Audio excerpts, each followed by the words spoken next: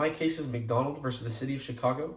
Otis McDonald, he was a retired African-American custodian, and him, along with a few others, filed suits against the City of Chicago over the ban on handguns.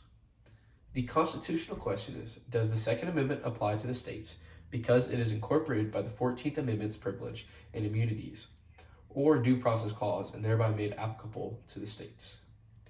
The facts of the case are a number of suits were filed against the City of Chicago and Oak Park, Illinois, on the matter of gun bans after the opinion issued by the Supreme Court on the matters of the District of Columbia versus Heller.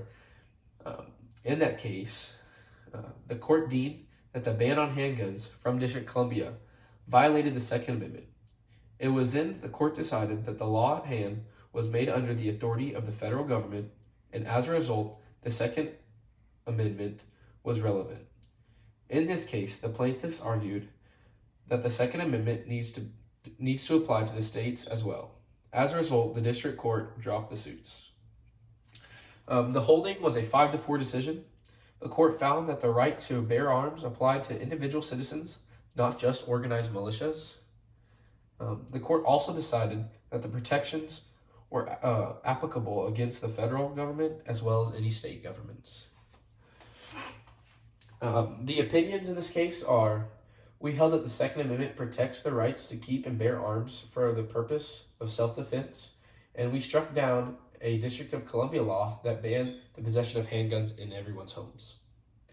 The second one is they sought a declaration that the handgun ban and several related Chicago ordinances violated the Second and 14th Amendments to the United States Constitution.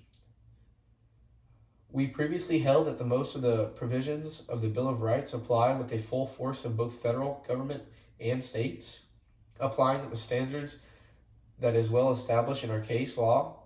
We hold that the Second Amendment right is fully applicable to the states. The last one is our decision in Heller points unmistakably to the answer. Self-defense is a basic right, recognized by many legal systems from ancient times to present day.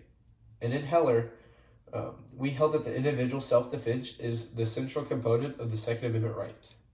The dissents of the case, the first one is, in my view, Justice Stevens has demonstrated that the 14th Amendment's guarantee of substantive due process does not include a general right to keep and bear firearms for the purpose of private self-defense.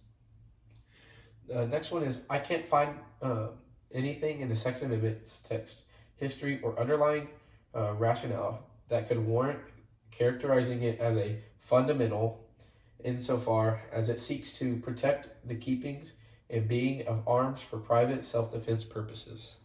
The last one is the court based its constitution almost exclusively upon its readings of history, but the relative history in Heller was far from clear.